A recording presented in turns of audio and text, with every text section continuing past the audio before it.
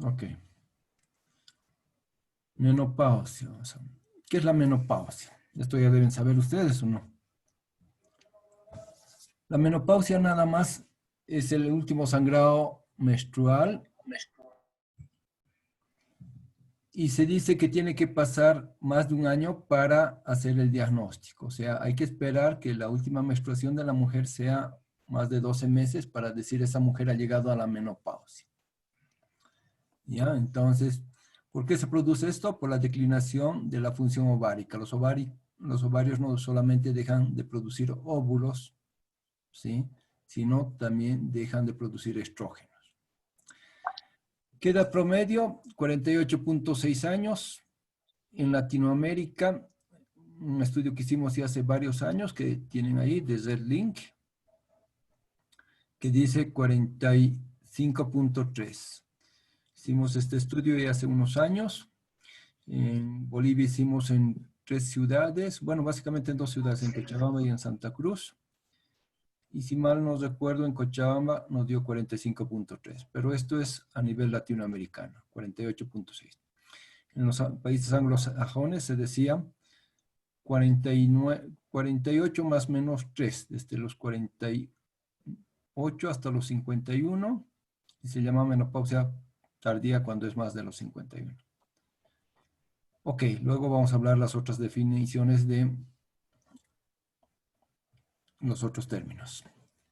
Menopausia precoz se llama cuando la mujer deja de menstruar antes de los 40 años. Y esto en general es debido a alteraciones del ovario, ya sea genéticas, como en un síndrome de Turner, en un mosaico de Turner, porque los mosaicos, perdón, porque los Turners clásicos, los síndromes de Turner clásico, no menstruan. Disculpe, doctor. ¿Sí? No se ven las diapos. ¿No se ven las diapos? Sí, Sí. parece que no está presentando, doctor. A ver, O sea, permítame. doctor, se ve la primera diapositiva, pero no está pasando a las otras. No está pasando los otros. ¿Esa la ven? Tampoco. Diapositiva de menopausia y las hormonas, sexualidad en el climaterio. Solamente esa no se ve. Solamente esa se ve. Solo esa. Esta no se ve. Yo no veo. Solo Ok. veo la primera diapositiva. No se ve nada, doctor. Ok, permíteme un segundo.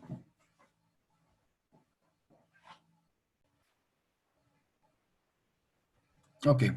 Estábamos en los otros términos. Menopausia precoz les decía que consiste en que la mujer deja de menstruar antes de los 40 años.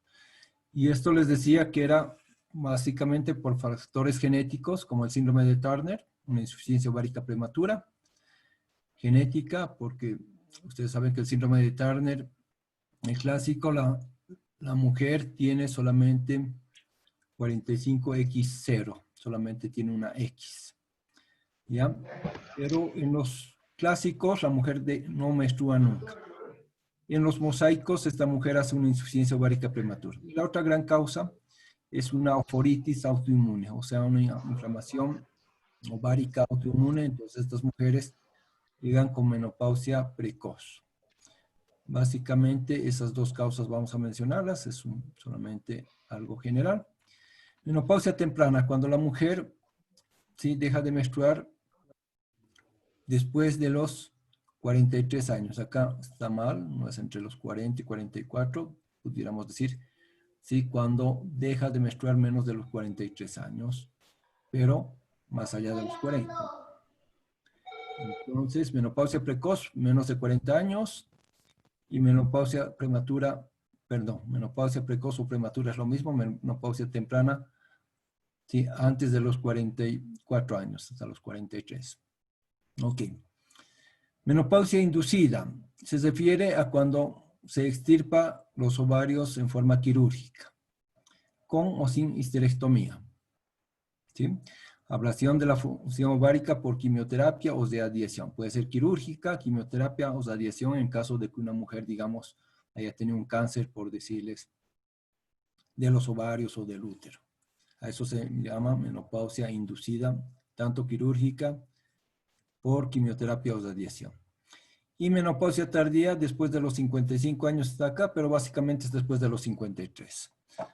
Ok, vamos a pasar a la siguiente.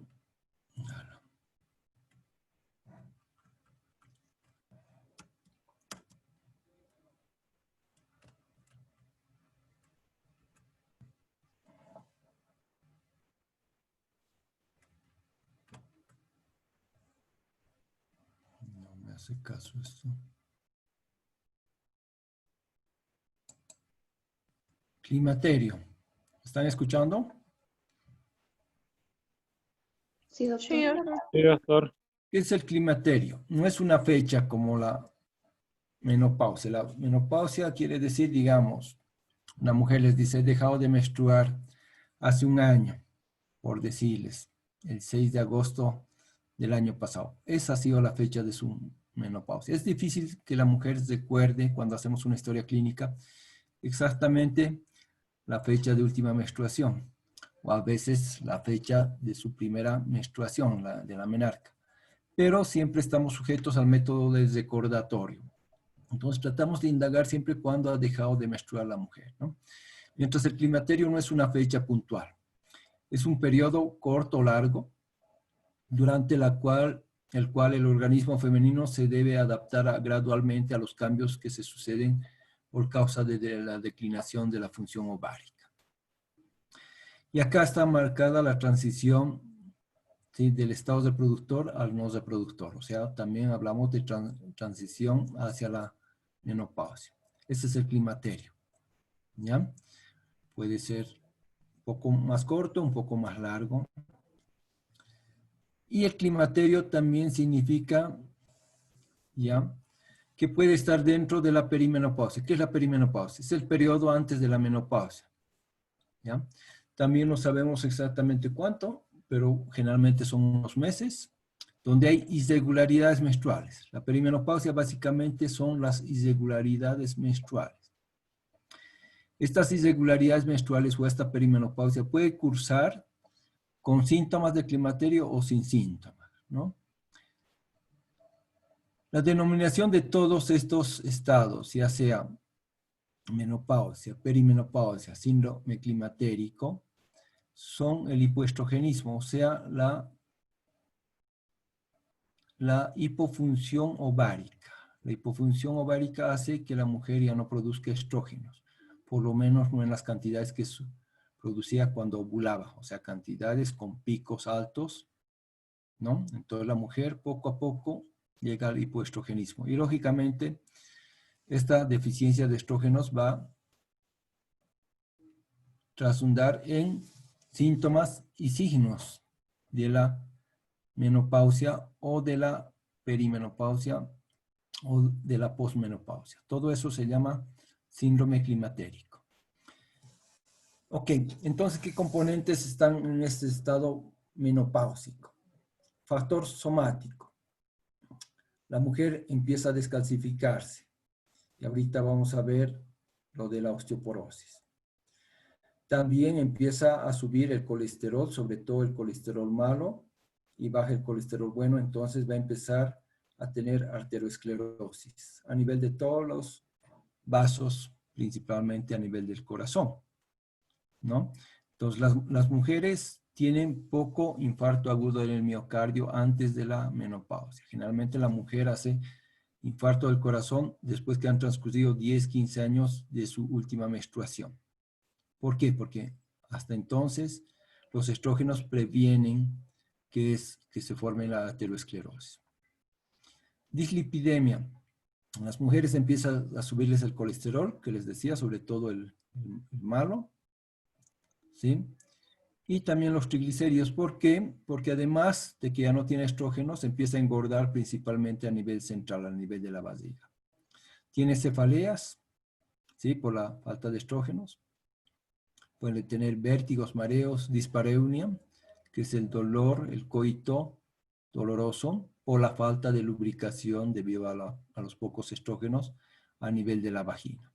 Sequedad vaginal, por lo mismo, y síntomas urinarios. Tiene incontinencia urinaria porque también los órganos pélvicos, ¿sí?, O sea, tienen menos trofismo y generalmente empiezan a tener cistoceles, ureteroceles, o sea, a tener laxitud. Factor psicológico. Alteraciones en el estado de ánimo. Ya puede tener ansiedad, depresión, pueden tener insomnio. Y síntomas vasomotores, neurovegetativos, sofocos, sudoraciones. Todo esto empieza a tener la mujer. Algunos muy floridamente, como estos, y otros como la osteoporosis y la arteriosclerosis en forma silente, en forma crónica, en forma pausada. Ok. Entonces la menopausia no es una enfermedad, como dicen muchos ginecólogos, es un hecho fisiológico que sucede, pero las complicaciones de estas pueden llevar a estados patológicos. A veces, sobre todo los ginecólogos antiguos decían, no, la menopausia no se trata, que es algo normal que le suceda a la mujer, todo. Sí, puede ser, pero estas complicaciones, valga decir, la osteoporosis, la elevación del colesterol LDL y la baja del HDL, con subsecuentes infartos a los 10, 15 años. Sí, otras molestias como la dispaurenia, las de sequedad vaginal, la incontinencia genital, la incontinencia urinaria, todos son ya estados patológicos. Entonces hay que tratar.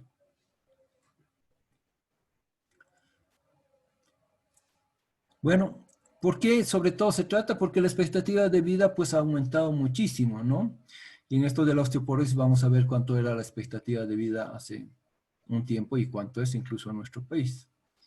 En el Imperio Romano, por ejemplo, apenas llegaban las mujeres a 23 años, descubrimiento de América a 30, en la era victoriana 45 a 50, en el siglo XXI 79 a más. Entonces la mujer vive un tercio de su vida posmenopáusica, en estado hipoestrogénico. Entonces no es justo dejarla a la mujer vivir con todos esos achaques, ¿verdad? Ok. La menopausia constituye una transición psicosocial, un cambio en la calidad de vida que ocurre en un periodo relativamente breve y que perdura sus efectos afectando a grandes áreas de la conducta y también del cuerpo. Eso dijo Parker hace mucho. ¿Qué cambios urogenitales tiene la mujer? La vagina, ustedes saben que la vagina y el meato urinario, sí, dependen de la estimulación de estrógeno, se adelgaza, pierde la elasticidad, sufre acortamiento, disminuye la vascularización, todo por efecto de los estrógenos.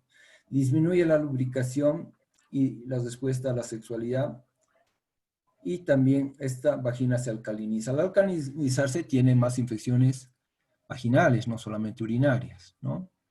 La vulva pierde tejido adiposo subcutáneo. Los labios mayores pierden contenido graso. Vello pubiano disminuye. Todo esto es por falta de estrógenos, por el hipoestrogenismo que estábamos hablando. Cambios urogenitales, seguimos. Tejidos pélvicos y ligamentos, hay relajamiento del tono muscular, lo que les decía, pierden el tono, y hay tendencia al prolapso. Aquí están los descensos de vejiga, de útero, ¿no? Todos esos. Uretra y adelgazamiento del epitelio.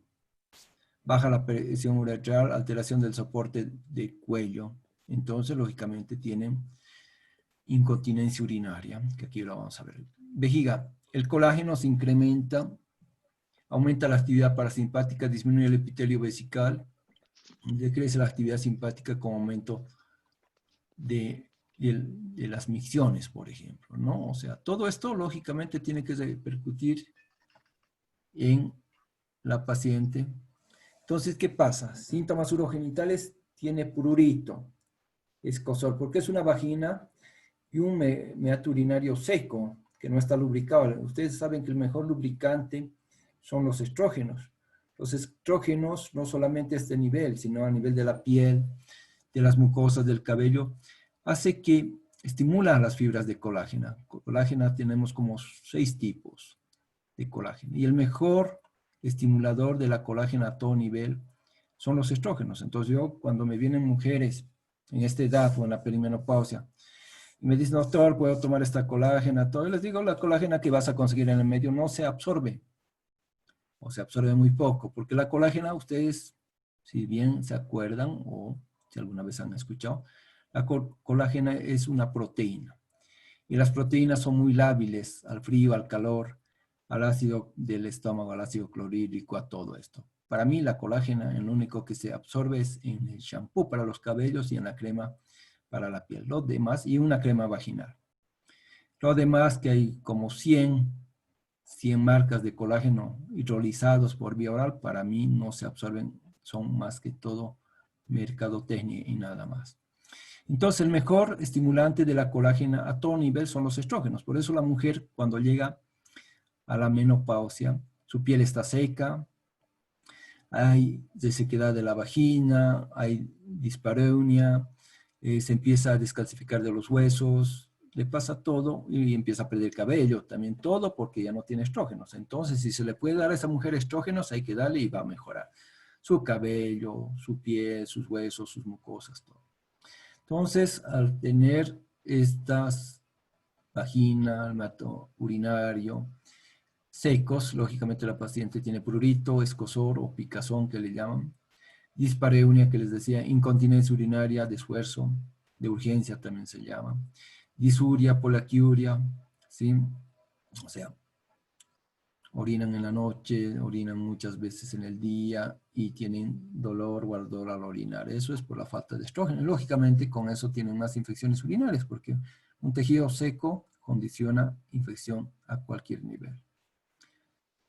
Ok, entonces los síntomas urogenitales, sequedad de la vagina, en la premenopáusica, antes de la 14 a 40%. En la posmenopáusica, miren cómo aumenta. Igual a dispareunia. La disminución de la libido que nos estamos olvidando, que tiene que ver con los estrógenos, pero también con los andrógenos, ¿no?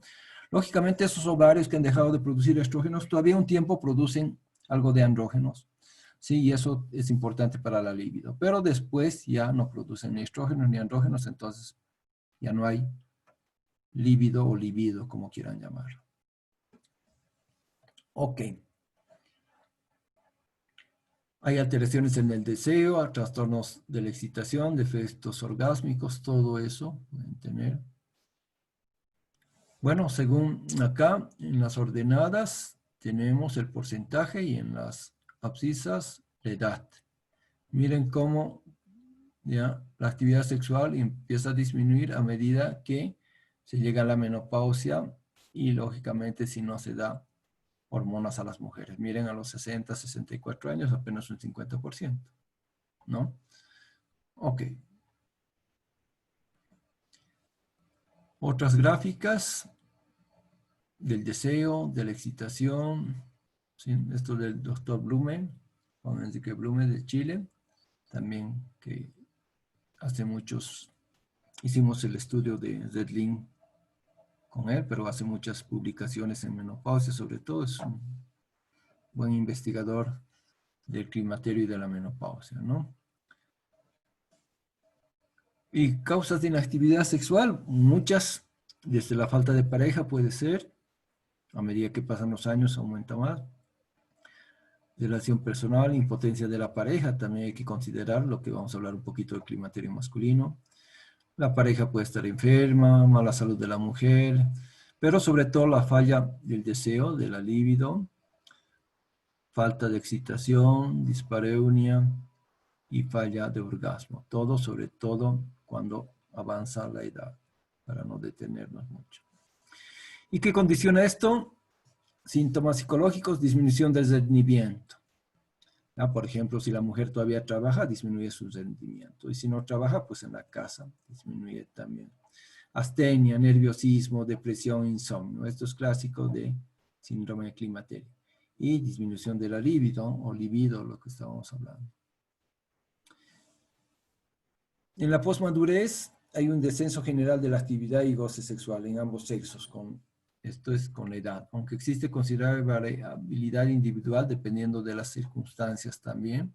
Y sobre todo si la mujer recibe o no terapia hormonal de reemplazo. Niveles hormonales o concentraciones, disminución de la concentración plasmática de estrógenos, andrógenos, lo que les decía ahora mismo, y deterioro sexual. Y esto es porque los estrógenos, ustedes han debido escuchar que son unos grandes vasodilatadores.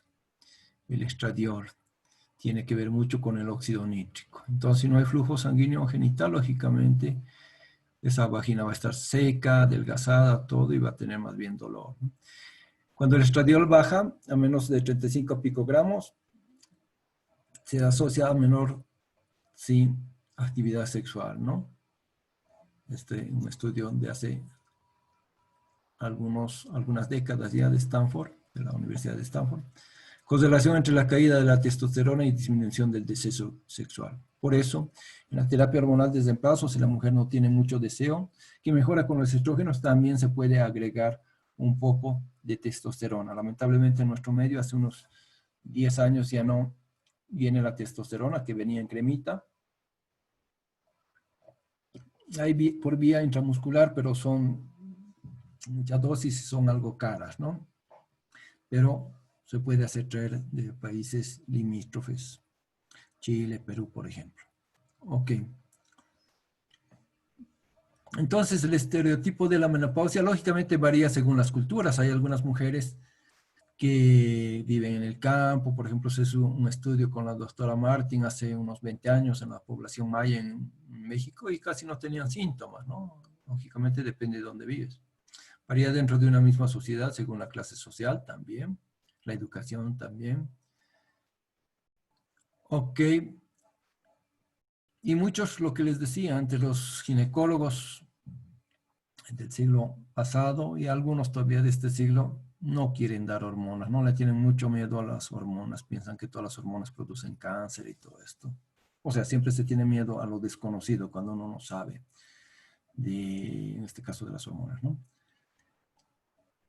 Factores biotipo y socioculturales, actitud hacia la menopausia. ¿Qué actitud tiene cada cultura o cada mujer hacia la menopausia? Nivel cultural y desarrollo profesional debe, lógicamente las mujeres profesionales sí se cuidan mejor, quieren no tener achaques, quieren no envejecer tan pronto, ¿no?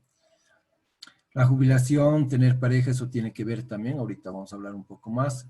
Envejecimiento natural, otros consideran que es natural envejecer. Factores económicos también tienen que ver, lógicamente en poblaciones que no tienen mucho acceso económico, lógicamente va a ser difícil que se compren unos parches de estrógenos, todo, ¿no? Entonces, ¿cómo hay que manejar esto? Educación acerca de los cambios fisiológicos, lo que estamos viendo ahorita, y anatómicos, ¿sí? Terapia hormonal y terapia estrogénica local, se puede utilizar cuando no se puede utilizar terapia hormonal en forma general, en forma sistémica.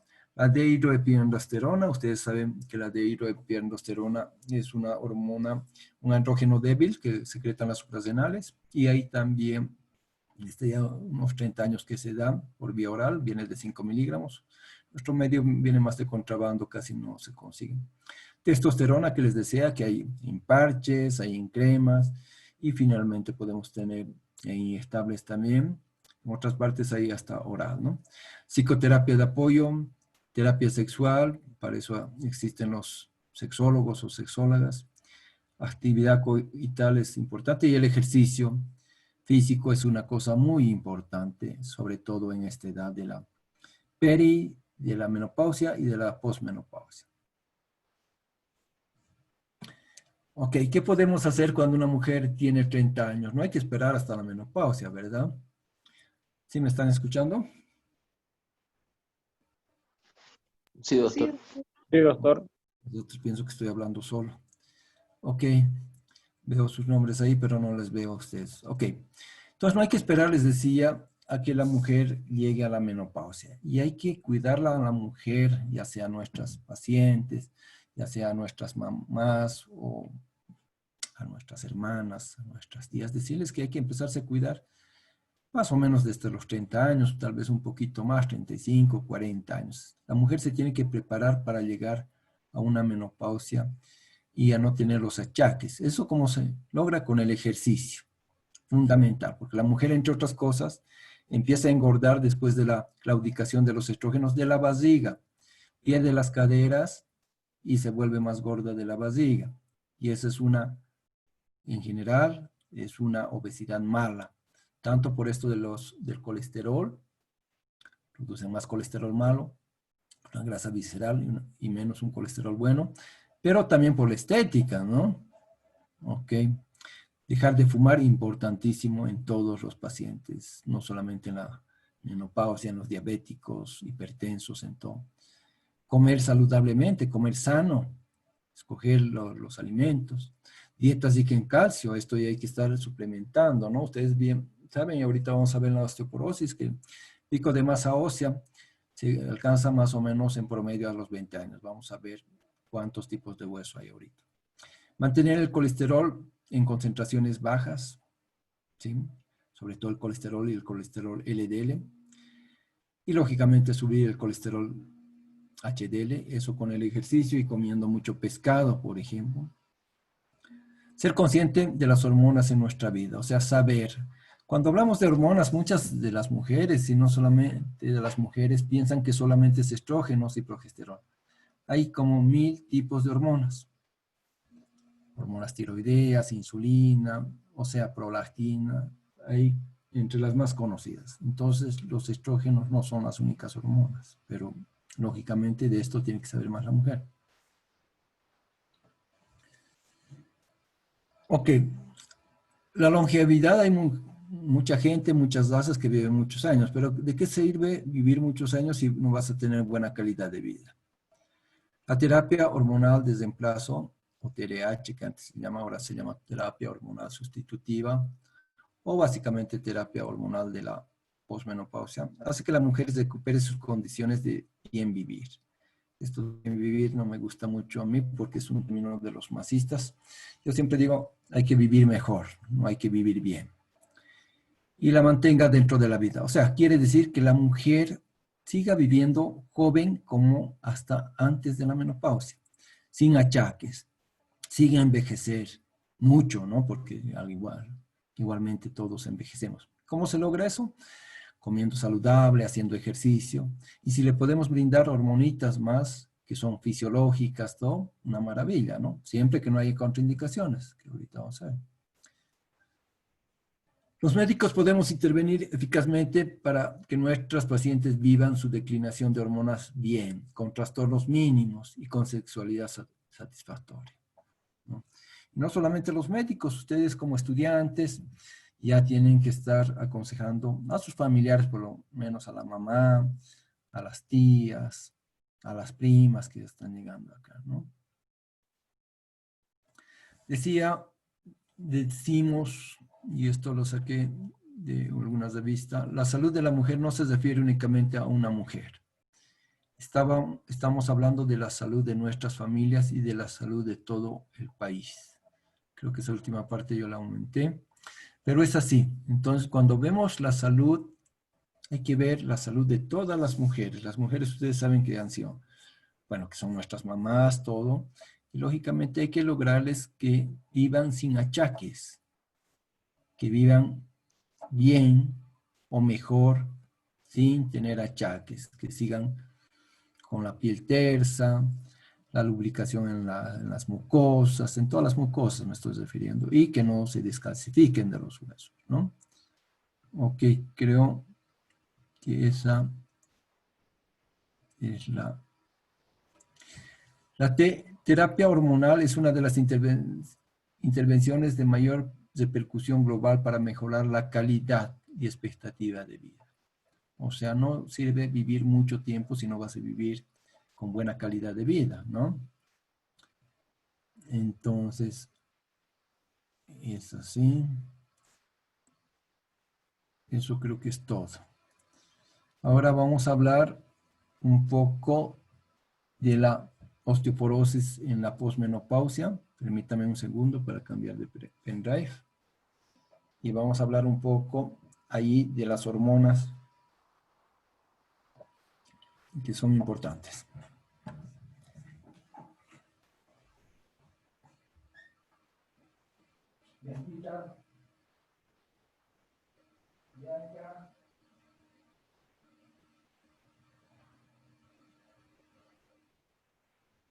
el metabolismo del calcio, ¿no?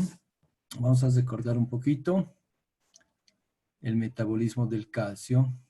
A ver si se acuerdan ustedes. Ok.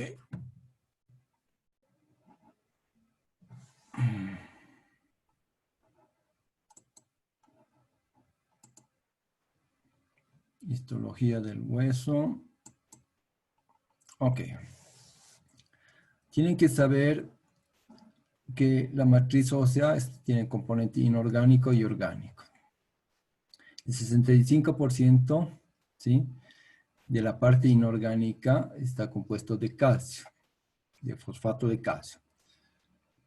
Y esto en forma la gran mayoría de cristales de hidroxiapatita, dispuestos a lo largo de las fibras de colágeno tipo 1. Hay 6 tipos de fibras de colágeno. En el hueso la tipo 1 es la más importante.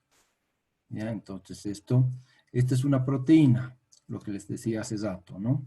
Entonces es difícil que una proteína te la puedes ingerir y que esa proteína vaya a tus cartílagos y empiece a funcionar, ¿no? O sea, se desnaturalizan las proteínas, eso tienen que saber bien. La parte orgánica de la matriz ósea constituye el 35%, o sea, el restante.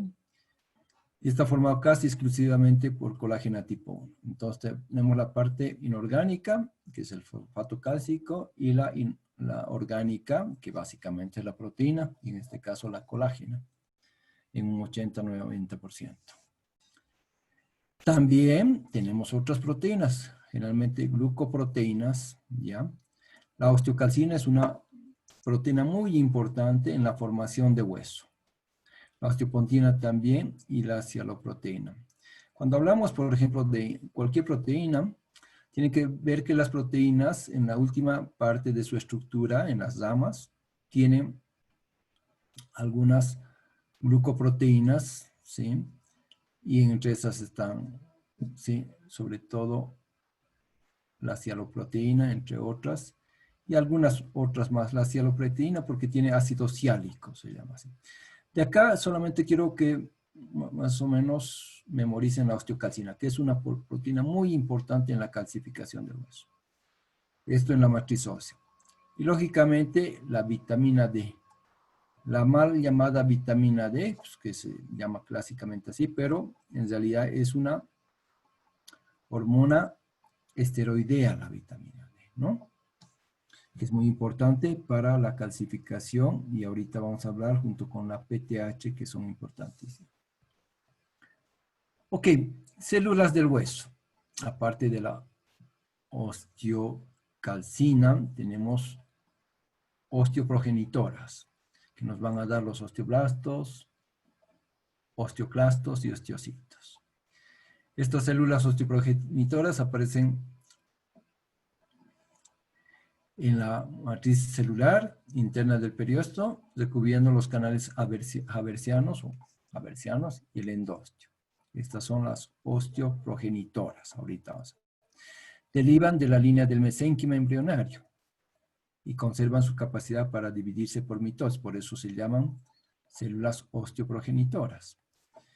Unas dan los osteoblastos, que son las células que forman el tejido óseo. Derivan de la línea del mesénquima que les decía, ¿no? Y sintetizan colágeno, proteoglucanos y glucoproteínas. Maduran bajo la influencia de factores de crecimiento y citoquinas.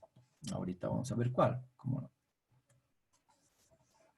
Los osteoclastos son células que derivan de este linaje, de los monocitos macrófagos, o sea, de la línea hematopoyética. Entonces, eso se tienen que acordar.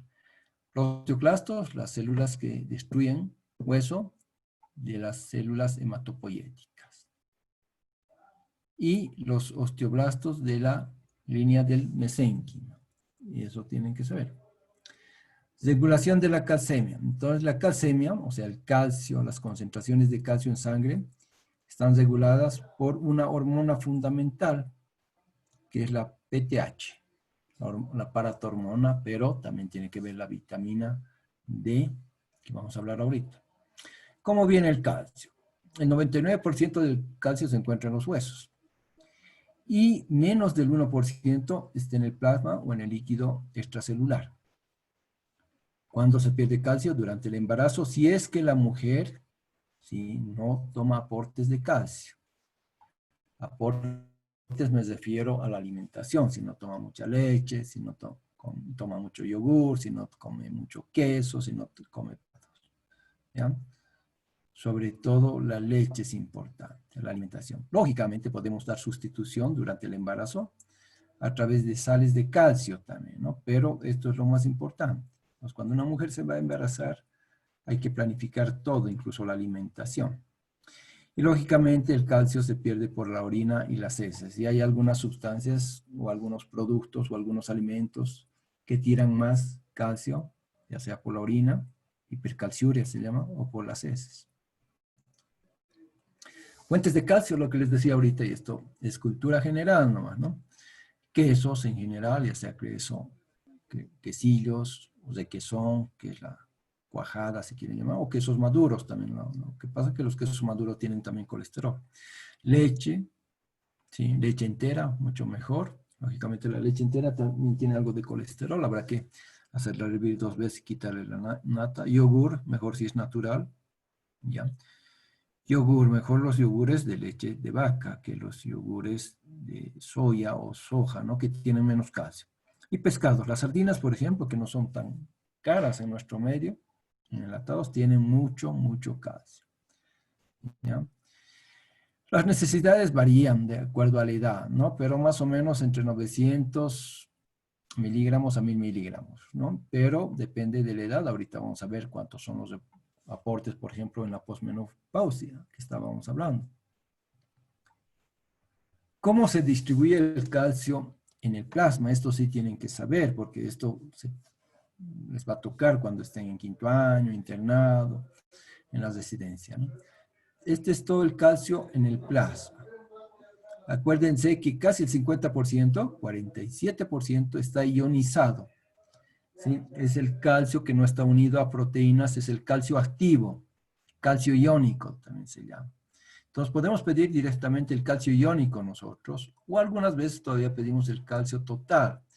Pero acuérdense del calcio total, casi la mitad es el calcio iónico, y un poquito menos de la mitad, un 40%, es el calcio que está unido a la albúmina, a las proteínas. Por eso cuando se pide el calcio total, hay que pedir la albúmina más para sacar mediante una formulita el calcio iónico, o sea, el calcio activo, ¿ya? Y esto depende de la albúmina. Si tienes mucha o poca albúmina, puede hacerte variar este porcentaje. Y muy poquito, 10% están unidos a globulinas o menos, ¿ya? Y otro 6% está unido a otros complejos, ¿no? A otras sales, pues. Funciones del calcio. Esto es importantísimo. También han debido llevar en fisiología y, qué sé yo, van a llevar en neurología. Esto es importante y tal vez no han llevado en muchas otras cosas. No solamente el calcio es el componente estructural del esqueleto y de los dientes. Eso me olvidaba. Las mujeres, si no están bien sustituidas con los alimentos en calcio o con sales de calcio, si es que no les gusta la leche o los derivados lácteos, no solamente pierde el calcio del esqueleto, pierde de los dientes también, ¿no?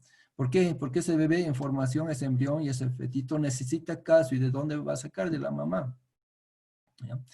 También el calcio, aparte de los huesos, del esqueleto en general, de los dientes, tiene que ver con la excitabilidad neuronal y la contracción muscular. O sea, tiene que ver con la transmisión a nivel de los nervios, ya sea de los axones, pero sobre todo de las neuronas, y la contracción muscular. Es un aporte importantísimo, ¿sí? Un electrolito importantísimo en esto, al igual que el potasio, ¿no?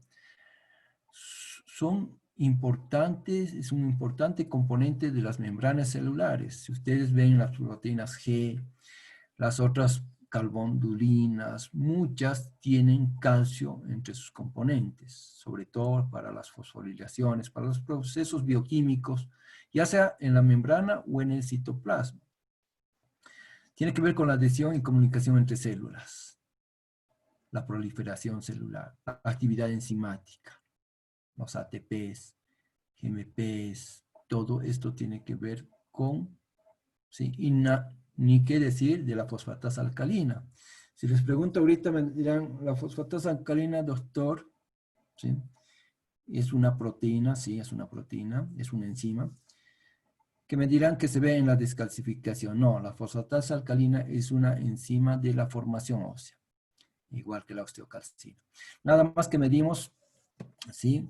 En la descalcificación, hace siglos, porque no teníamos, ¿sí?, mejores marcadores de formación ósea, ¿sí? Y veíamos que los pacientes que se descalcifican, lógicamente aumenta la formación, pero también la desorción. Entonces vamos a ver siempre la fosfatasa alcalina elevada, porque está formando hueso, pero también se está descalcificando. Entonces es una enzima que tiene que ver con la formación ósea, pero no solamente en los huesos, también la fosfatasa alcalina, como ustedes saben bien, está en el hígado. Entonces eso hay que discriminar.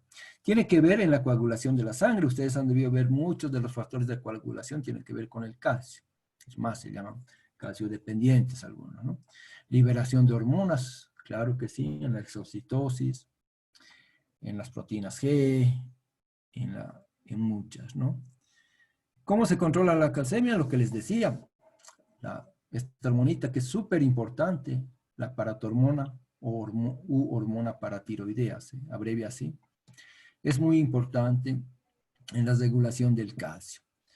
A la paratormona no le interesa si saca más calcio de los huesos, si absorbe más a nivel del estómago o del intestino delgado, de la primera parte, o se absorbe a nivel de los riñones, pero le interesa que el calcio en sangre siempre esté dentro de parámetros, entre comillas, normales, ¿no? O sea, para ponerles una cifra nomás, el calcio total tiene que estar entre 8.5 y 10.5.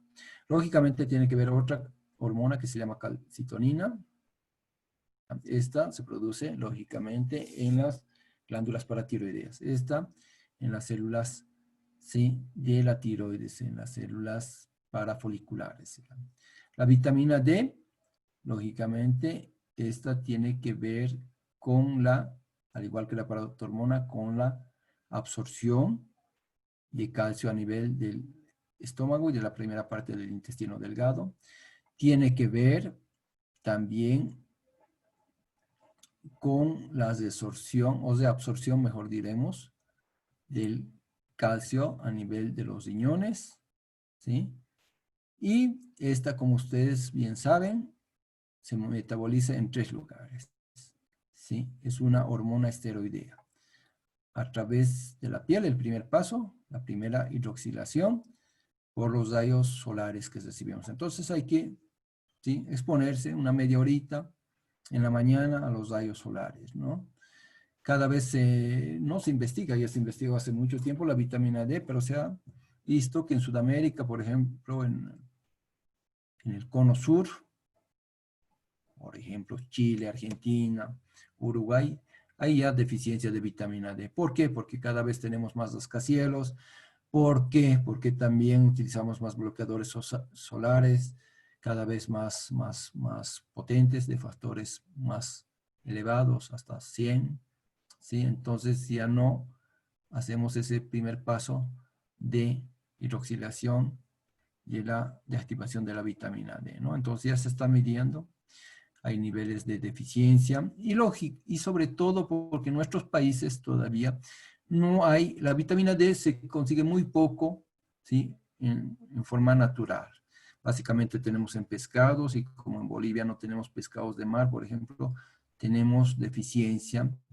Entonces la vitamina D en otros países, ¿sí?, están enriquecidos, la leche está enriquecida de vitamina D. En México la tortilla está enriquecida de vitamina D y así muchas otras cosas, ¿no? Los omegas también ya tienen vitamina D, entre otras cosas. Entonces la vitamina D, primer paso de hidroxilación, piel. Segundo paso, a nivel del hígado. Tercer paso, para convertirla en la forma activa 1,25 de hidroxivitamina D en los riñones. Lógicamente, si tienes insuficiencia hepática o renal, vas a tener menos vitamina D. Entonces, tendrá que hacer los aportes. Otras hormonas que tienen que ver con la calcemia en general, con el metabolismo del calcio, los estrógenos, la hormona de crecimiento, la prolactina que hemos llevado estos días, el lactógeno placentario humano, que es una también una hormona de la placenta. Los glucocorticoides, esto nos va a producir mucha descalcificación, sobre todo si utilizamos por mucho tiempo. Las hormonas tiroideas, si tienes hiper o hipotiroidismo, también por mucho tiempo, y si es severo, también te va a descalcificar. El glucagón y la insulina. Les he visto pacientes que tienen, por ejemplo, diabetes mellitus tipo 1, sí, mal controlada, están más descalcificados, ¿no? Paratormona, estas son las acciones que les decía. Secretada por la paratiroides, aumenta el calcio y disminuye el fósforo en plasma. Siempre se encarga de que aumente el calcio, ¿ya? Pero en forma normal, en forma regular. El problema es cuando tienes un hiperparatiroidismo primario, entonces lógicamente el calcio aumenta muchísimo, ¿no? Entonces te descalcificas también, se producen los famosos tumores pardos en los huesos largos. En el hueso aumenta la reorganificación esquelética, ¿sí? Sí, si tienes en demasía, esto te produce aumento de la función de los osteoclastos, osteolisis y descalcificación, como en el caso de los tumores o quistes pardos se llaman. En el riñón aumenta la reabsorción de calcio que les decía y disminuye la reabsorción de fósforo. Perdón. Acelera la formación de metabolitos activos de la vitamina D. Entonces, la PTH junto con la vitamina D van muy de la mano. Algunas veces se sinergizan. En el intestino, lo que les decía, estimula indirectamente la absorción de calcio. Aquí es absorción. En el riñón es reabsorción y en el hueso es resorción. Calcitonina, que era una hormona muy importante en unos tiempos, ahora ya no lo es tanto, sobre todo en esto de osteoporosis, produce un efecto hipocalcemiante, al contrario de la PTH. Secretada por la célula C de la tiroides. Esto, cuando hay un cáncer medular de tiroides que van a llevar con la doctora Arévalo, lógicamente se puede medir la calcitonina a veces por una infusión de calcio que se llama, porque tiene que ver con efectos estimulantes.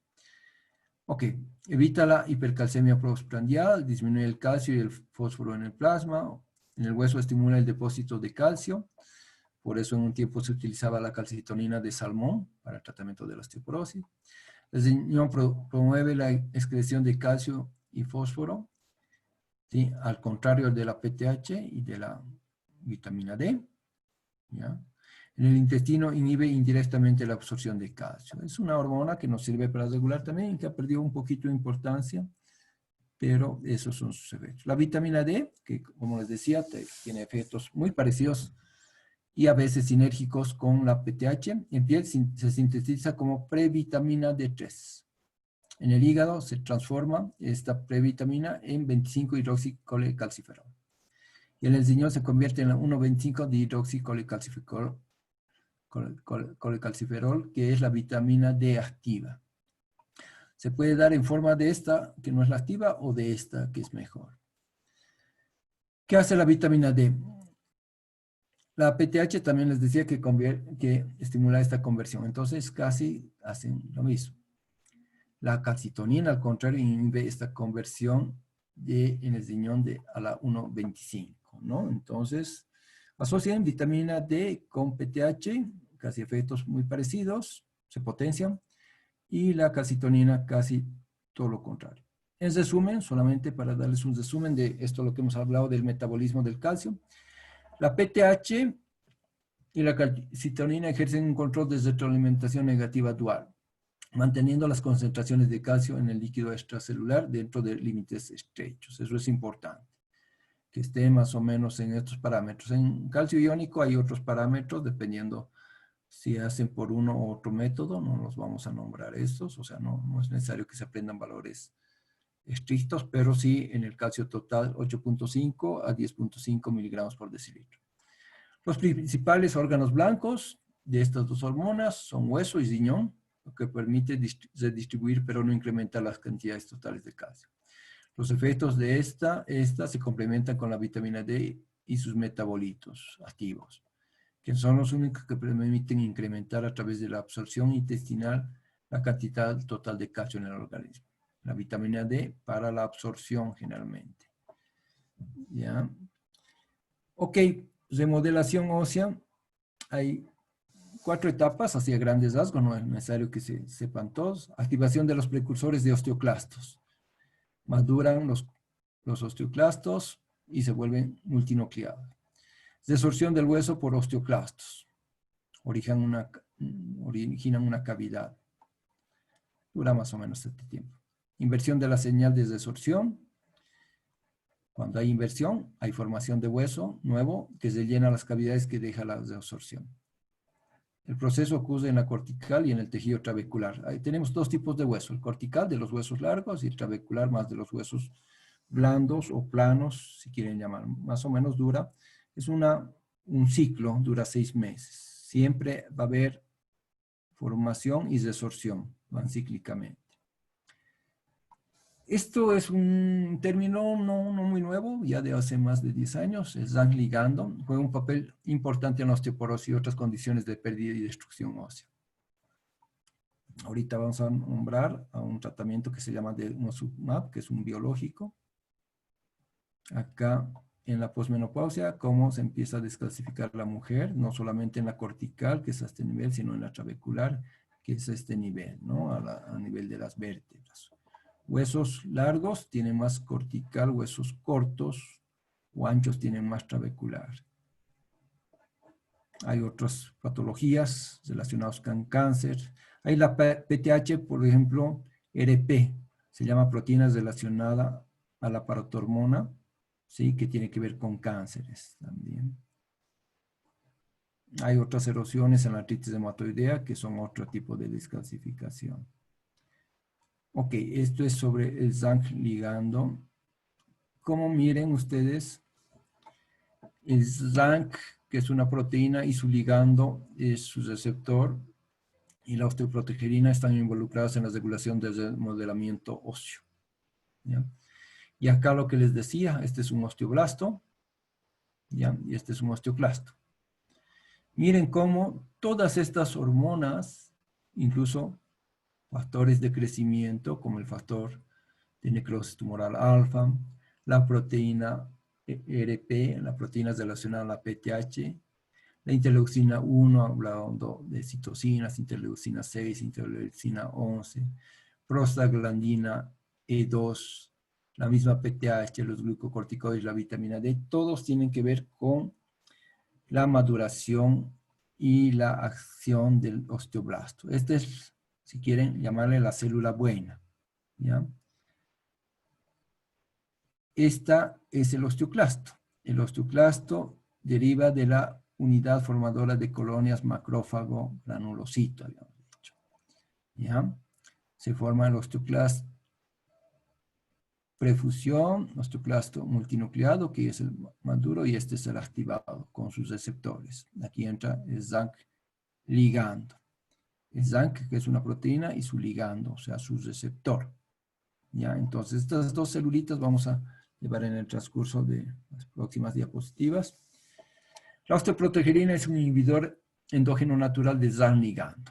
O sea, la osteoprotegerina es una proteína de formación ósea. ¿Ya? Y el Zank ligando inhibe la formación, función y sobrevida de los osteoclastos. La osteoprotegerina es un inhibidor del Zank ligando y por lo tanto inhibe todo lo que está con los osteoclastos. Los osteoclastos. Esta forma hueso, esta destruye hueso. ¿Ya? Esta ya hemos pasado, las hormonas y factores de crecimiento que tienen que ver. ¿Ya? Y acá van a ver la formación y la desorción ósea. Formación y desorción. Ok, ahí va la osteoprotegerina que protege a la formación ósea, inhibiendo a los osteoclastos. Bloquea a los osteoclastos. ¿Ven? Los bloquea. Entonces, la osteoprotegerina es el inhibidor natural del ligando de Zank, o sea, de su receptor del Zank, de este. Lo bloquea, se fija al Zank. El estrógeno, o los estrógenos, como estábamos hablando en la menopausia, limita la expresión del ligando del ZANC. El malo de la película no es el ZANC, sino su ligando. Esto. Y los estrógenos, sí, actúan a ese nivel, inhibiendo la expresión. O sea, la fabricación, si quieren llamarlo. Precursores del osteoclasto. Ahí ven en forma secuencial. Este es el ZANC. ¿Ya? Y este es su ligando. Ahorita está, este es su receptor y el ligando es ese. Eso es lo que hace que el osteoclasto se diferencie, se vuelva maduro y empiece a cavar, ¿sí? Una cueva, si quieren llamarle, en el hueso. Ahí, ¿la ven?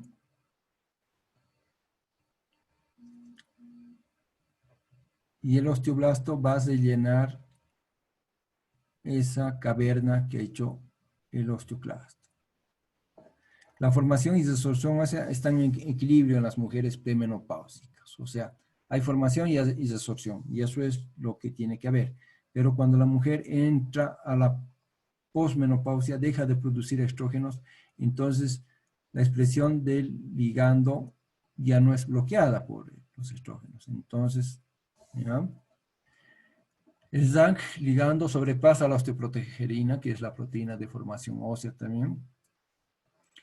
La resorción puede ser excesiva, llevando a la osteoporosis.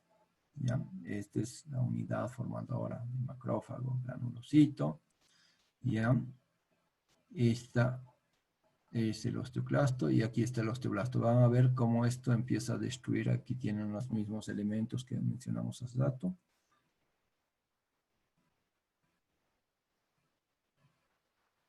Ok, este es el multinucleado. Lo que les decía, esto tiene que estar en equilibrio en una persona que no llega a la menopausia, ¿sí? Estar en equilibrio la formación y la desorción, la formación a través de la osteoprotegerina y la desorción a través del ZANC ligando. Cuando se inclina la balanza a favor del ZANC ligando, lógicamente hay osteoporosis, entre otras. Esto, acuérdense que el ZANC ligando previene la activación osteoclástica y la previene la activación osteoclástica. Previene la activación, se la bloquea.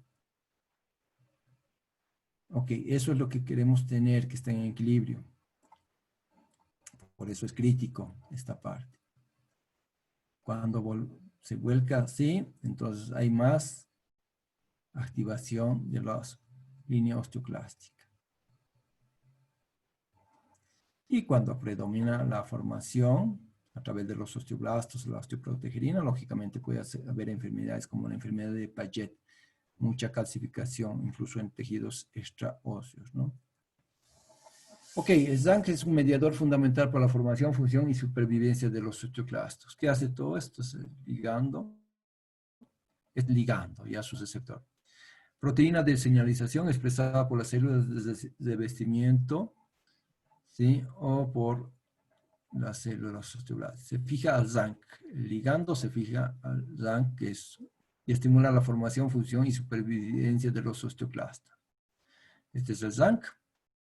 ¿Ya? Este es su ligando. Esto se expresa en los osteoclastos y sus precursores. Se activa a través de la fijación al ZANC ligando. Este no es tan malo de la película. Este es el malo.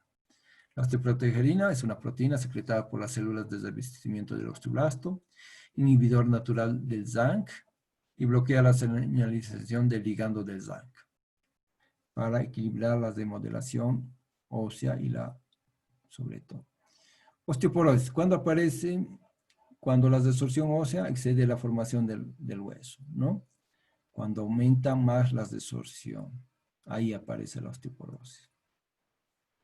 Factores de riesgo para fracturas relacionadas con la densidad mineral ósea. La densidad mineral ósea es uno de los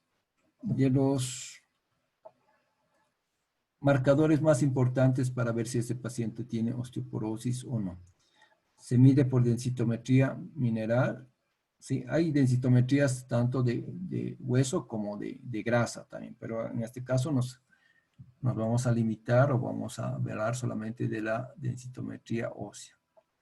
¿Cuáles son los factores de riesgo para disminuir la densidad mineral ósea y tener una osteoporosis o una osteopenia?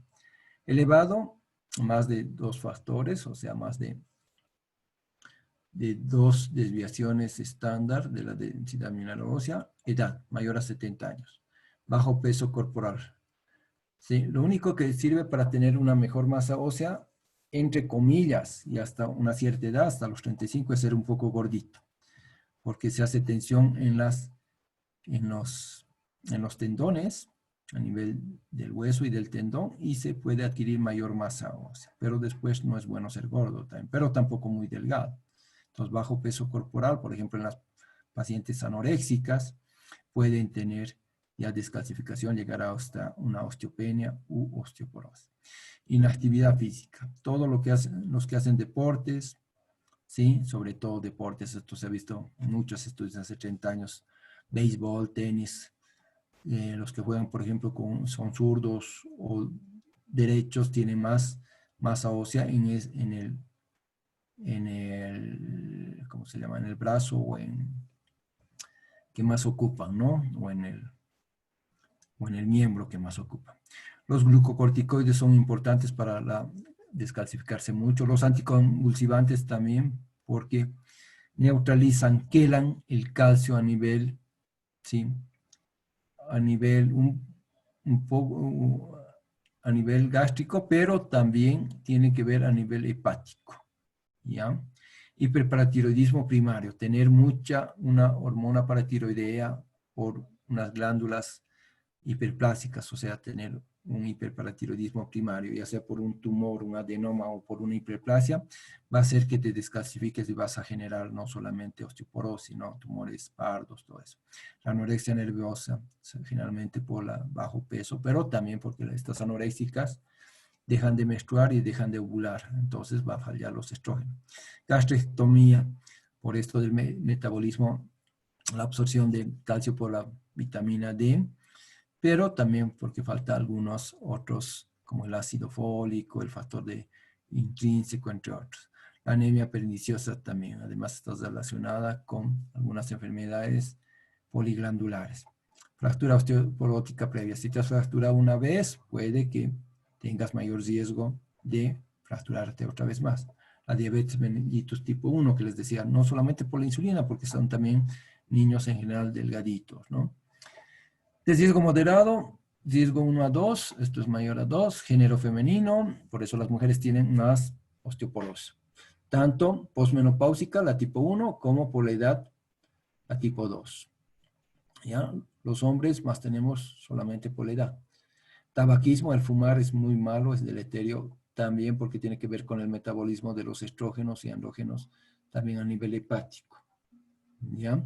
Baja exposición solar, que hemos manifestado. Historia familiar de fracturas, tiene que ver, ahí se estudiaba ya hace 20 años, en Australia empezaron a estudiar, ¿sí? Algunas familias que tenían deficiencia de vitamina D. Menopausia temprana o quirúrgica, es peor la quirúrgica que la natural, ¿sí? Es más brusco la caída de los estrógenos porque es más abrupto.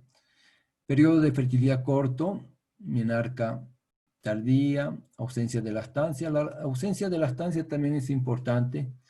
¿Ya? Se ha visto que cuando la mujer da de lactar, lógicamente necesita más calcio, tiene que estar bien suplementada.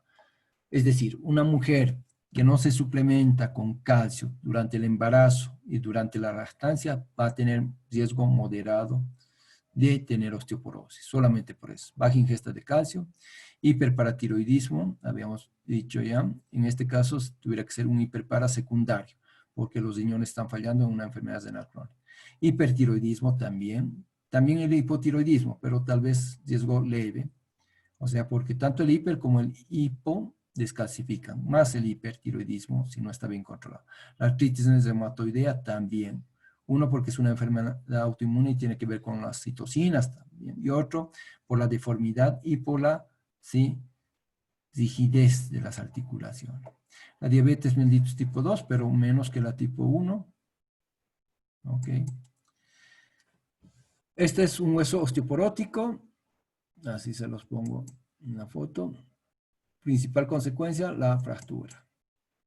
En Estados Unidos afecta más de 10 millones, esto hace tiempo ya, ahora creo que ya se acerca a 20 millones. La fractura más importante es la fractura de cadera, sin embargo la más común es las fracturas de columna. El costo de fracturas, miren cuánto, 19 millones de dólares, o sea 19 billones al año en Estados Unidos nomás. En los próximos años, ya se decía, esto es de hace unos 5 o un poquito más años, el envejecimiento poblacional. Yo tengo en alguna diapositiva esto del envejecimiento incluso en Latinoamérica y en Bolivia.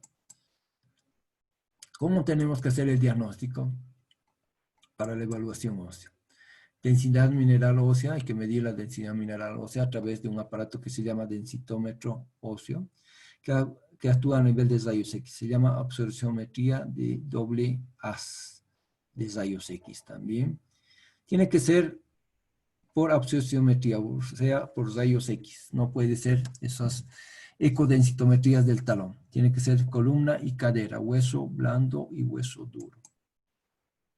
Calcemia, el calcio ionizado o iónico si quieren llamarle, o corregido, aporta muy poco porque, como les decía, la PTH y la calcitonina hacen que el calcio siempre esté en valores normales en la sangre, excepto con un hiperpara primario o secundario o en alguna enfermedad maligna como mieloma múltiple o algo así.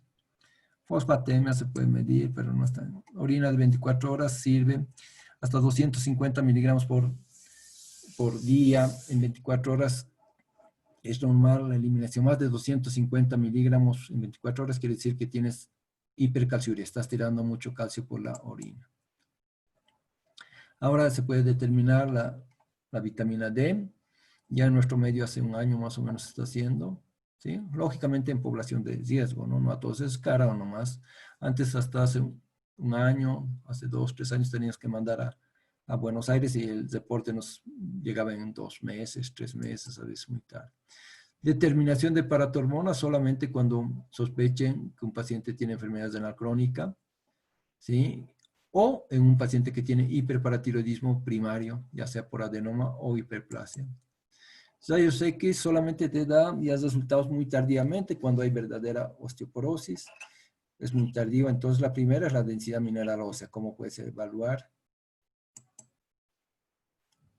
Y esto es el test de el riesgo de fractura sugerido por la OMS y corregido, o sea, ya tiene el doctor Canis allá en Inglaterra, en la Universidad de Sheffield, la patentó hace como 15 años. Tenemos casi en todos los países de Sudamérica, en 6 países, creo que faltan 4, entre ellos Bolivia, que no tenemos, ni en el Perú. Después tenemos en la mayoría, o sea, para población de referencia o población del lugar, es lo mejor utilizar, ¿no? O sea, para comparar con nuestra propia población. Acá no tenemos, es un estudio muy fácil, pero hay que tener densitómetro y hay que hacer, como a ustedes, a estudiantes entre 20 y 30 años para sacar el pico de masa ósea y comparar luego con población de la misma edad, que se llama Z-score, o población de más edad, que se llama T-score. De eso trata. ¿Qué agentes utilizamos para la osteoporosis? Estrógenos, aprobado por la FDA, para la prevención de osteoporosis postmenopáusica. Es un antiresortivo. Ya evita la resorción, como vimos, ¿sí? ¿Se acuerdan? Y bien, inhibiendo al RANKH ligando. Y fosfonatos, lo que más tenemos, aprobados por la FDA para la prevención y el tratamiento. No solamente para el tratamiento, sino para la prevención. Tenemos muchos. Los más conocidos son el ivandronato. Hay varias, se da una vez al mes. Para la prevención, media tableta una vez al mes. Para el tratamiento, una tableta de 150 miligramos. Ya una vez al mes en ayunas, el paciente no se tiene que sentar ni recostar, o si no le va a producir gastritis si es que la tiene, ¿sí? O sea, le va a provocar mayor gastritis, y si no es que la tiene, puede provocar inicios también, ¿no? Moduladores de los receptores selectivos de estrógenos, ¿ya? El más conocido han debido escuchar ustedes, el tamoxifeno, que se utiliza para cáncer de mama con receptores de estrógenos positivos. Pero eso es para el cáncer. Y el otro que se utiliza para la osteoporosis es Zaloxifeno, un SERMS que se llama, un modulador selectivo de los receptores de estrógenos. ¿Sí? En el estudio STAR de hace 20 años ya se vio que dando este medicamento pues mejoraba mucho, evitando la desorción también. Esto solamente en la osteoporosis posmenopáusica. La calcitonina que utilizamos durante mucho tiempo, acá creo que solamente llegó inestable, allá hace 20, 30 años. En México utilizamos en spray también. Lo bonito de la calcitonina era cuando se utilizaba por vía subcutánea, tenía un efecto antiálgico. O sea, los pacientes que tenían osteoporosis, sobre todo de la columna lumbar, les disminuía el dolor porque aumentaba las endorfinas. Por eso era bueno. Ya cuando se daba en spray no mejoraba el dolor. Y se vio que era muy caro como antidepresivo también, pero ya casi no se utiliza. Resultaba muy caro. Al principio salió la calcitonina de salmón inyectable.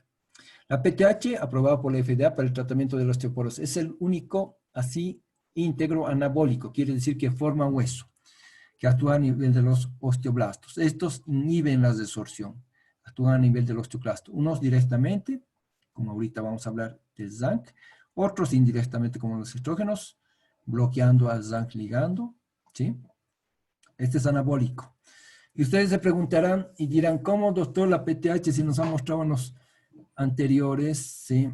Que regula el calcio, todo eso? O sea, la PTH tiene un efecto dual. Cuando tienes, ¿sí? En forma de un tumor en en las glándulas paratiroideas, que está produciendo mucha PTH todo el tiempo en forma continua, te va a descalcificar. Pero acá la PTH, sí, que ya se patentó hace como 15 años, ¿sí? Se llama Forteo, la que la patentó la Eli Lilly en Estados Unidos, se da inyectable a dosis intermitentes, ya se da 200 microgramos subcutánea como la insulina en la barriga, ¿sí? Te produce calcificación, tiene un efecto anabólico, forma tejido, pero cuando la produces en un hiperparatiroidismo en forma continua, te descalcifica. Entonces depende cómo se la des, ¿no? Este es un muy buen medicamento, el Forteo de la PTH, o paratormona, es la hormona anabólico. Este es buen medicamento, no hay en el país, hay que hacer traer de Chile, todo resulta algo caro, les resulta más o menos como cuánto resultaba como en Chile, como $500, ¿sí? Por mes. En otros países como Estados Unidos y algunos de la región, Brasil, así resultaba un poco más caro, casi como $1,000 mes. ¿Cuánto tenías que dar? Por lo menos dar 3 meses, ¿sí? Al mes ya tenías buenos efectos, pero depende del grado. Esto se utiliza en la osteoporosis severa, cuando hay más de -3 o -4 de desviación estándar del T-score, les voy a mostrar ahorita. El salinato de estroncio nunca llegó a Bolivia. Al principio se aprobó solamente en Europa, era un producto europeo, era francés. En Estados Unidos se aprobaron, pero hasta después tenía un efecto dual anabólico y antidesortivo. Y el que hemos hablado ahorita más, el anticuerpo contra el zinc, un anticuerpo monoclonal, ya antidesortivo. Bueno, también caro, ya. Y con esto, todos los biológicos hay que tener cuidados porque hay algunas reacciones a nivel de piel, incluso heridas, frecuencia de infecciones y todo, ¿no? Entonces, pero un buen medicamento, el nombre comercial del primero que apareció se llama Temozumab. Ya, de esto ya les mencioné el Forteo, que es la hormona paratiroidea o paratiroide, se llama en inglés, la genérica, ¿no? Tratamiento en mujeres con osteoporosis posmenopáusica, aprobado por la FDA. Alendronato, el Fosamax que salió, teníamos al principio hace unos 10, 15 años, se daba primero una vez por día, pero producía muchos problemas de gastritis. Luego se da una vez por semana. No nos llega, por lo menos el original. Hay otros alendronatos que tenemos acá. Esto en caso de osteoporosis cortical, de hueso duro. En caso de hueso, sí, blando, más el ibandronato. Este es el original. Acá van a ver puros originales, pero no solamente son buenos los originales, sino los genéricos o las copias también, ¿no? Lógicamente, podrán comprender que acá no llega mucho lo original porque son más caros. El dicilronato, otro alendronato de 5 miligramos, Astonel, nombre. Este nunca llegó a Bolivia, ¿ya? El Aclasta llegó un tiempo, este es el inyectable, el ácido solindrónico se da cada año. No tenemos ahorita, costaba, cuando entró hace unos 6, 7 años, el frasquito costaba como 3.800 bolivianos, ¿sí? Al año. Luego entró el Someta, que también era otro original, pero de otra empresa. Y al poco tiempo entró el Sincesor, de un laboratorio que viene a Bolivia. Entonces se bajó mucho los precios. Actualmente cuesta, si mal no recuerdo, entre 600 y 700 bolivianos una inyeccióncita al año. Esto en caso que no podemos dar por vía oral, por gastritis, o sobre todo cuando hay dolor. Esto también te calma el dolor. El ácido solendrónico, o se llama también soletronato, también se puede utilizar en descalcificaciones por digamos, una artrosis o por algunos cánceres metastásicos a hueso. Este es el Denosumab, ¿ya? Que es muy buen medicamento. Este es su nombre patentado. Es caro, este nunca llegó a Bolivia. Estos son los agentes que utilizas en fracturas de columna y cadera y algunas fracturas no vertebrales de primera línea. Estos son los mejores. Antidesortivos también, que no mostraban hasta ese entonces mucha evidencia en fracturas de cadera, esto sobre todo de hueso duro. En fracturas de columna, el ibandronato que les decía, este es el nombre genérico, tenemos como, ahorita no muchas, 3, 4, han desaparecido algunas, ibandronatos. Calcitonina, este era un miacalcin en spray, nunca llegó a Bolivia, ya no se utiliza casi en el mundo. Zaloxifeno, esto en países desarrollados, el Evista, del estudio STAR que les decía. Y agentes anabólicos, el famoso Forteo, esta es la hormona paratiroidea escrita en inglés, ¿no? Ok, esto como el único anabólico, tanto en fracturas de columna y fracturas no vertebrales, o sea, de cadera. Ya, ese es el tratamiento. Y el tratamiento acá, ¿sí? Lo pueden tener en, están viendo todo el, ok, ahí está. Esto es de acuerdo a dónde actúa, ¿ya? En el climaterio, por el hipoestrogenismo que hablamos en la anterior plática relacionado con la menopausia, lo mejor, los estrógenos, la terapia hormonal de reemplazo. Estradiol, que es el estrógeno natural, y los estrógenos conjugados que todavía hay, ¿no? Activan directamente receptores estrogénicos al tejido óseo y aparte habíamos visto que inhiben al Zang ligando, ¿no? Ok. Los SERMs son agonistas, antagonistas del estrógeno. ¿Qué quiere decir? Son órganos específicos. En algunas partes, como en el hueso, tienen efecto agonista. Y en algunas partes, por ejemplo, el tamoxifeno que no utilizamos acá, el tamoxifeno, por ejemplo, es bueno para el cáncer de mama, tiene un efecto antagonista, pero les hacía crecer el endometrio. Por eso algunos ginecólogos, para no complicarse, sacan el endometrio cuando van a tratar un cáncer, ¿no? Pero en este caso el zaloxifeno tenía efectos agonistas en hueso, o sea, formaba hueso, pero puede tener otros efectos antagonistas, hay que estar revisando. En mama también mucho efecto antagonista contra los receptores, pero en endometrio también había que ver si crecía o no. Activan los receptores estrogénicos en el tejido óseo, tanto el zaloxifeno como este, que no llegó nunca a Bolivia. Entonces ambos te hacen bien al hueso en la mujer, y lógicamente los estrógenos no solamente al hueso, sino a la piel, hasta la libido, todo lo que hemos hablado, ¿no? Ok. En el climaterio aumenta el SAN ligando, ¿sí? Entonces, un inhibidor del SAN ligando, el denosumab, hace que se bloquee esto y lógicamente sea el mejor efecto a nivel de la desorción ósea, en forma directa. ¿Ya? El salinato de estroncio, que les decía que tiene efecto dual, receptor sensible a calcio, aumenta la osteoprotegerina. Acuérdense de proteger, esto forma hueso. ¿Ya?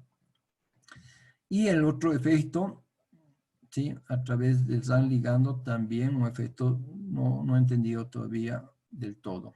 Okay. Los bifosfonatos, alendronato, ivandronato, dicitronato, ácido solendrónico. El único que no llegó acá, se une al hueso e inhibe la absorción ósea. Se une al receptor del osteoclasto. Lo bloquea, y lo bloquea por harto tiempo. El tratamiento, generalmente de los bifosfonatos, son 3 años seguidos, 6 meses de descanso, se llama efecto holiday o de vacaciones si quieren, 6 mesecitos hasta que se activen de nuevo los receptores de osteoblastos y de nuevo se dan. Ustedes al bloquear el receptor del osteoclasto, también si le dan por mucho tiempo van a bloquear el efecto, la activación de los osteoblastos. Entonces hay que bloquear, pero por un tiempo y luego suspender 6 meses y luego volver a dar si es que ese paciente todavía está con osteopenia o osteoporosis. Entonces, estos son bifosfonatos. ¿Qué quiere decir? Son sustancias químicas que se acoplan al receptor del osteoclasto en la superficie del hueso y la inactivan por mucho tiempo, años a veces, ¿no? No son como dicen algunos médicos generales o algunos que no saben, que no son muy entendidos eso, y los visitadores le van y dicen son medicamentos que les dicen, o sea, que confunden con el calcio. El calcio, aparte de estos medicamentos, tienen que ir como de base. No sé qué nombrecito les dan. Son... ahorita me voy a acordar. No sé qué nombre, pero está mal dicho. Son antidesortivos.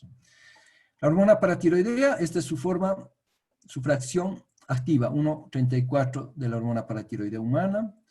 Del aminoácido 1 a la 34 quiere decir, se une al receptor de la superficie celular del osteoblasto, entonces forma tejido óseo. La calcitonina inhibe la función osteoclástica, ¿sí? Pero no se utiliza mucho porque hay mejores, ¿ya? Y lógicamente con esto tenemos formación de hueso.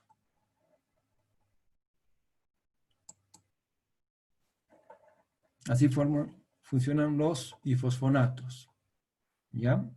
Se une al hueso y es absorbida por el osteoclasto maduro, ¿ya? Al unirse al osteoclasto maduro, produce un fenómeno apoptótico, muerte celular programada, ¿ya? Inhibiendo las desorción ósea. Y se une por mucho tiempo. Eso es lo bueno de los bifosfonatos, todos los que hemos hablado. A ver, le vamos a dar un clic más. El denosumab, para terminar y a no hacerles mucho, solamente les voy a dar la primera parte porque esto es toda la tecnología con lo que se estudió el denosumab hace más de 10 años. Acuérdense que todos los medicamentos patentados, excepto las vacunas, demoran en su investigación y en salir ya al comercio entre 10, 15 y a veces 20 años, ¿no? El denosumab sí usa sistemas biológicos para la investigación, la biotecnología. Vamos a hacer un rápido repaso. Utiliza la biología molecular para crear moléculas nuevas, utiliza moléculas novedosas como modos de acción altamente específicos y selectivos. Esto estamos hablando de la biotecnología. Es útil en desarrollar vacunas también. Las vacunas ahorita están a contrarreloj, ¿no? Generalmente las vacunas también no se sintetizan, no se investigan rápidamente, por lo menos dura 1 o 2 años. Ahora nomás están a marchas forzadas en 9 meses, tratando de conseguir, ¿no? Hay que hacer pruebas diagnósticas de medicamentos de alta selectividad, tienen que ser muy selectivos. Estas son las disciplinas, todo para estudiar nuevos productos, biología molecular, microbiología, en caso de las vacunas, bioquímica, genética, ingeniería química, biología celular, medicinas, vacunas, pruebas diagnósticas, todo eso conlleva, ¿no? Entonces, cuando esto de del COVID, siempre, ¿no? Al principio decían que el comité científico de Cochabamba, el comité científico de Bolivia, los científicos, es decir, no hay ningún científico en Bolivia que haya patentado ni un producto y que tenga más de 10 a 20, ¿sí? 10 a 20 publicaciones en revistas indexadas, ¿sí? Indexadas, me estoy refiriendo, ¿no? Entonces no hay científicos en Bolivia, por eso nos ha ido tan mal y nos va a ir todavía mal con esto del COVID. Ya, así rapidito, moléculas grandes para que sepan nomás, como la aspirina, el ibuprofeno, como la insulina, ya, como las formas, si se llaman esto, tridimensionales de las proteínas. Entonces, ¿cómo se produce la producción? Por ejemplo, en las vacunas, insertar un gen o en la insulina, transferir, expresar y crecen las células. Y luego extraer, purificar y diluir, ¿no? No es tan así, tan simple, digamos, de las vacunas. Incluso tiene que tener no solamente pasos, sino tiempos, ¿ya? Esto en el caso de Mosumab, peor con los biológicos, ¿no? Es un anticuerpo monoclonal humano, este isotipo IG2, alta afinidad por el ligando humano, especificidad por el ligando, ya no se une a factor de necrotumoral alfa, ni el beta, ni el trail, o a ligando CD40. Ya, este es el modelo del Mosumab.